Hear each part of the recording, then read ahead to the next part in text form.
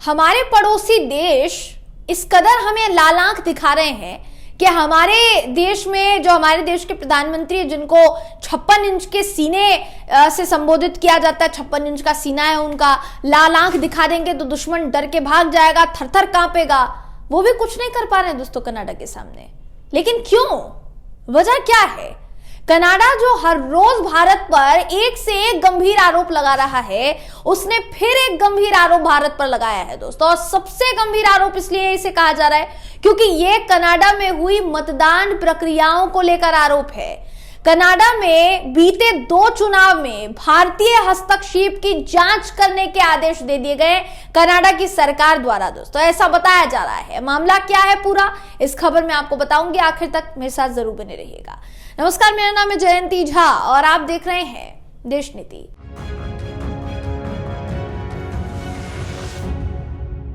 देश नीति, केवल सच्ची और पक्की खबरें।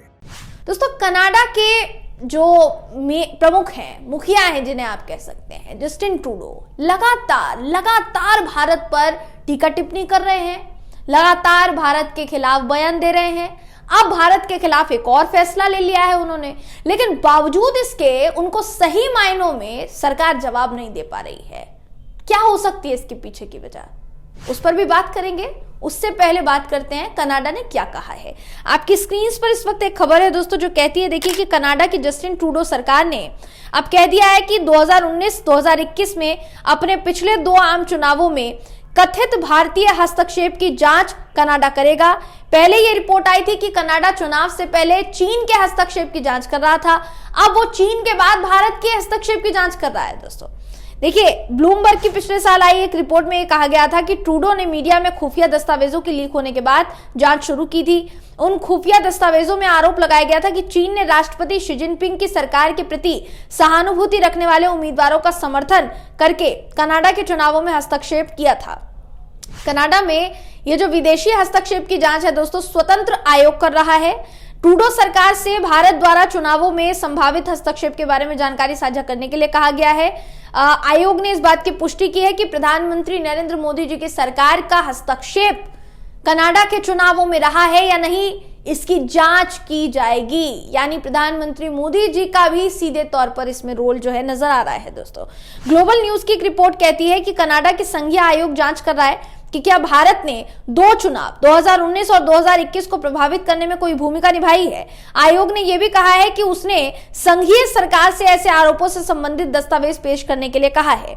इंडिया टुडे की रिपोर्ट के द्वारा यह कहा गया है दोस्तों कि आयोग की प्रारंभिक सुनवाई 29 जनवरी को शुरू होने वाली है और यह गुप्त राष्ट्रीय सुरक्षा जानकारी, खुफिया जानकारी को जनता के सामने लाने की चुनौती और सीमाओं पर गौर करेगी। आयोग की अंतरिम रिपोर्ट 3 मई को आने की संभावना है। अंतिम रिपोर्ट इस साल के अंत तक आने की संभावना है। मामला भारत और कनाडा के बीच पहले से ही तनाव भरा चल रहा था। आपको याद होगा, खालिस्तानी नेता जिसे आतंकवादी के तौर पर भी घोषित कर दिया गया दोस्तों, हरदीप सिंह निज्जर, इसकी हत्या होती है कनाडा की धरती पर। आरोप कनाडा ने सीधे तौर पर भारत पर लगाया। भारत की सरकार, भारत की मोदी सरकार ने हालांकि कड़ा रुख अपनाया, ऐसा नहीं है कि कड़ा रुख नहीं अपनाया कनाडा के खिलाफ, लेकिन क्या उस कदर अपनाया जिस कदर कनाडा लगातार अपने बयान बदल रहा है। और ऐसा भी नहीं कह रहे दोस्तों हम कि कनाडा ने बीच में नरमी नहीं बरती भारत को लेकर, नरमी बरती उसने, बेशक नरमी बरती, लेकिन बार बार वो भारत पर लांछन लगा रहा है, बार बार वो भारत पर टीका टिप्पणी कर रहा है। क्या हमारे देश की नीति है, हमारी जो विदेश नीति है, वो इतनी कमजोर हो गई है कि कनाडा को उसकी भाषा में जवाब नहीं दिया जा रहा है? वजह क्या हो सकती है? आप चीन को जवाब नहीं दे पाते, आप मालदीव को ठीक से जवाब नहीं दे पाते, फिर आप श्रीलंका को भी ठीक से जवाब नहीं दे पाते और कनाडा को तो आप ठीक से जवाब नहीं दे पा रहे हैं। तो फिर सवाल ये कि आखिर ये जो देश, हमारे जो देश है दोस्तों, पड़ोसी मुल्कों ने तो चलिए ठानी ली थी, अब ये जो हुआ है, हमारे जो आप कह सकते हैं कि अंतर्राष्ट्रीय स्तर पर जो दोस्त थे वो हमारे दुश्मन कैसे बनते जा रहे हैं। सवाल ये है, सवाल सीधा सा उठ रहा है। आप क्या सोचते हैं दोस्तों इस पर? सबसे जरूरी बात यह है, आप बताइएगा हमें कमेंट के जरिए। लेकिन ये जो पूरी खबर है आगे और क्या कहती है ये भी आपको देखिए बता देते हैं। पंजाब के बाहर कनाडा में सिखों की आबादी की अगर बात की जाए दोस्तों, सबसे ज्यादा कनाडा में आबादी है और ये देश कई भारत विरोधी प्रदर्शनों का स्थल भी रहा है। 10 सितंबर को G20 शिखर सम्मेलन के मौके पर मोदी और ट्रूडो के बीच बैठक के बाद भारत ने कड़े शब्दों में एक बयान जारी किया था।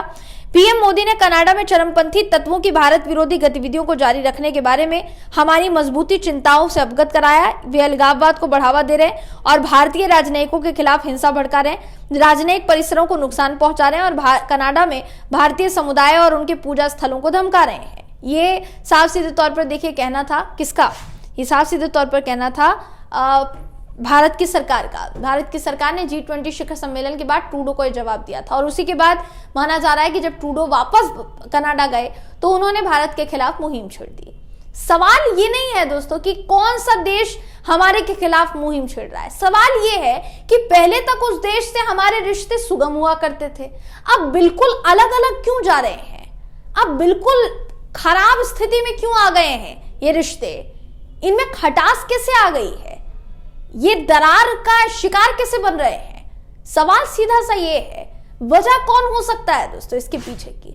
हमारी विदेश नीति का तो डंका बज रहा है, विश्वगुरु बन गए हम, अमृतकाल में भारत चल रहा है, फिर भी दूसरे देशों को हमसे ईर्ष्या हो रही है क्या, या फिर दूसरे देश हमें लाल आंख दिखाने में अभी भी सक्षम है।